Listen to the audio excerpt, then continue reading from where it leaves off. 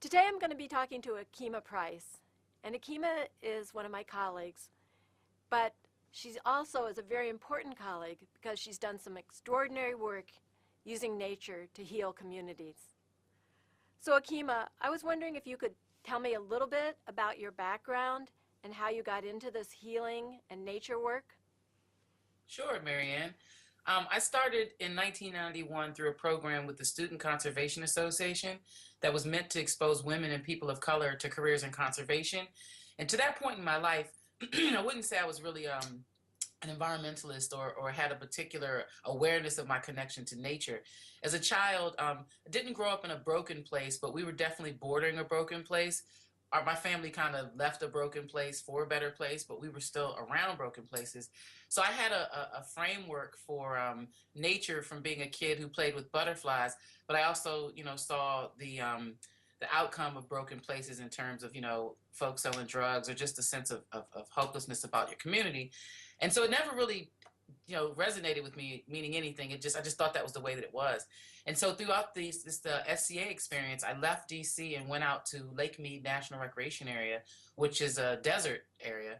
And, I thought it was just the worst thing that happened to me ever. And I wanted to go home, and I didn't think much of the experience. But when I got back to DC and I got back to the neighborhoods I was in, there was some kind of connection that I made to that desert, that it kind of resonated in me then, the value of space and place, and especially natural places. And so I went back to the Lake Mead every summer, and I just started realizing slowly but surely some healing that was going on inside of me regarding just the way that I responded to things, the sense of peace that I had inside, the food that I was eating. So it was just, it happened over time, but I think it took me leaving leaving trees and going to a desert to really gain that perspective on nature and the importance of things like trees. And so, not to mention humidity, even though, people oftentimes compare the heat. Every element of that experience, I think, touched me on some level and made me have a better understanding of where I was coming from and who I was. Then more recently, you've been working in Baltimore. And I was wondering if you could tell us a little bit about your work in Baltimore, how you got started, and whether you consider the place that you're working in Baltimore as a broken place. Yes, I would consider it a broken place.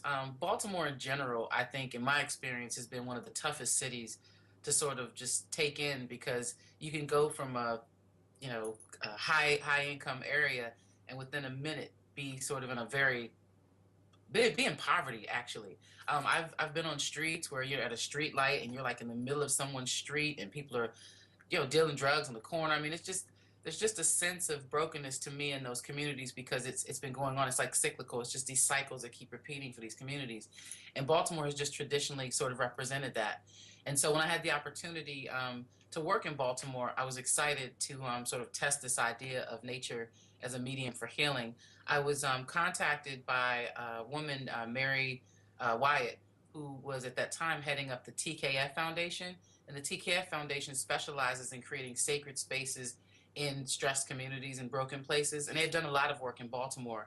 But one in particular they had done was something called the Peace Park.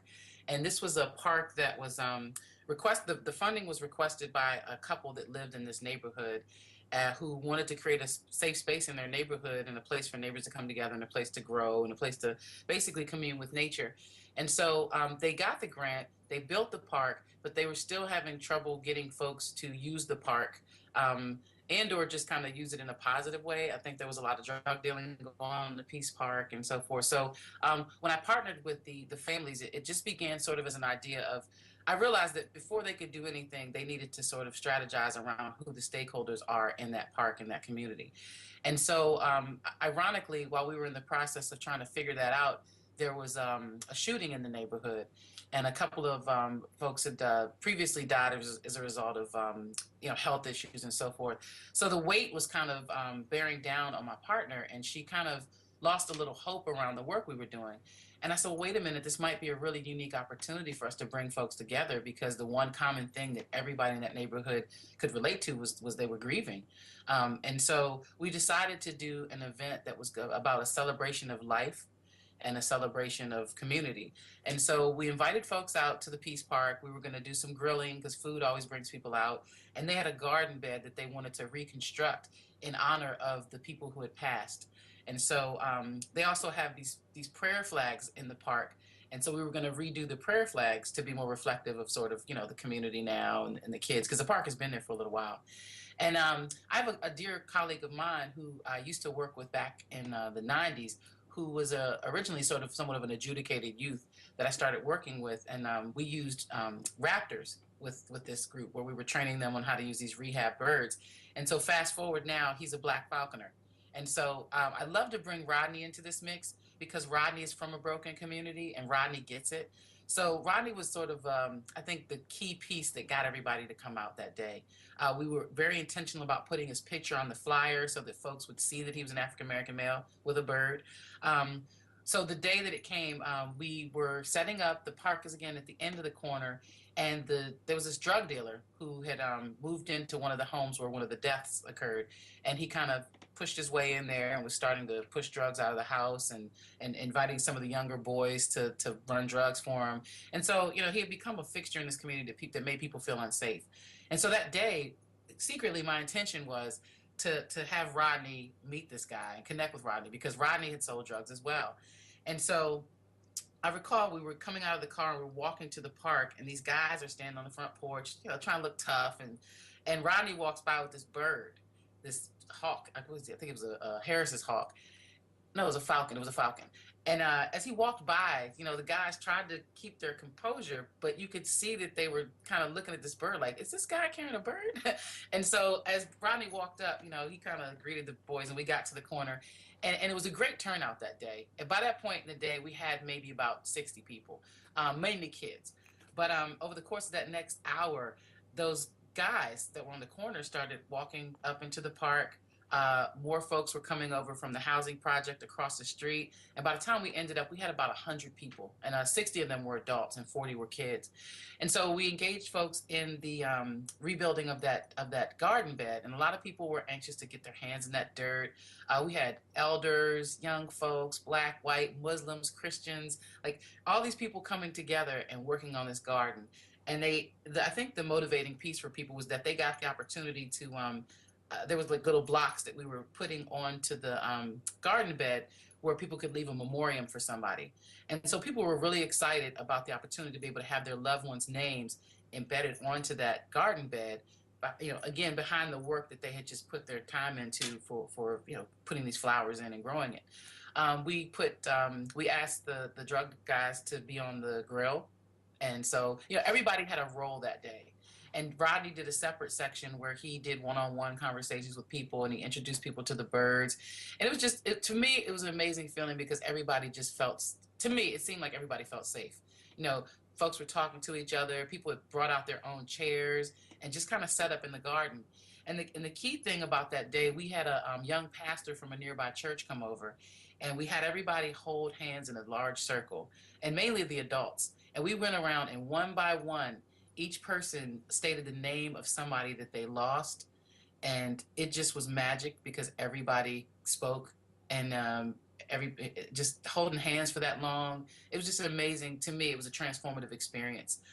So afterwards, our plan was to, as people were there, talk to them about the work we were hoping to do down the street, which was creating another community space, and just see who might be interested. And, so the elders, signed up, the young folks signed up, and we followed that up by having a community dinner afterwards.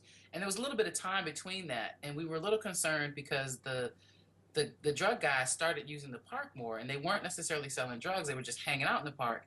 But I think the mindset was so much so that why those guys in the park, whereas now we finally got them to find a place in the park. So it was really, the dynamics were starting to change on how people were using the park. But specifically, the main drug guy, my partner found him outside one day, sitting down by the stream by the side of her house. And she went down to him and was just kind of like, hi, because they hadn't really been able to talk because he had just had this air about him that just made everybody fearful of him. And he was down there looking for a turtle. And he was talking to her about, his life when he was a kid and how he used to care for a turtle and how he loves turtles. And so slowly but surely, The communication between her and that young man increased. Uh, Slowly but surely, the drug dealing decreased. And actually, her husband told me that she felt like, he felt like that was a direct connection to the experience that we have facilitated in that park. And so, moving forward now, these stakeholders have come forward. The community communicates with each other. There's not that sense of fear. There's more of a sense of hope around, the opportunities that could happen in that neighborhood. Most of the opportunities that my partner is providing is based around nature. And so I think, these people get it. They're interested in doing this type of things because I think they yearn for that feeling that they felt on that day of that oneness and not being afraid. And so I think, nature is an incredible medium for that because, we all kind of fall prey to that awe when you see something living or when you watch the seasons change or when you have a sunny day or, it's just, it's not as obvious because we get, you know, we kind of seem disconnected from nature nowadays, but it's like we are nature. And so providing those type of opportunities for people to feel safe enough to hear their own voice, I think is what makes this kind of stuff happen. Not to mention, the outcome of being able to see something you planted grow, or to eat something that you grew for yourself. I think that's important. But I think most importantly in these type of experiences is just not being afraid to work in broken communities, in broken spaces, because that's the only way that we're going to get the work done is by going in these neighborhoods and realizing these people are just like us. We all can relate to crime. We all can relate to being scared. We can all relate to being feeling a sense of loss. And so tapping into that and using nature to hopefully overcome it, or at least begin to build toward just mental wellness. I really appreciate you sharing it with us, and I just want to thank you for your incredible work in reclaiming these broken places and using nature to heal these broken places. So thank you very much. Really appreciate you spending the time and sharing this with a broader audience.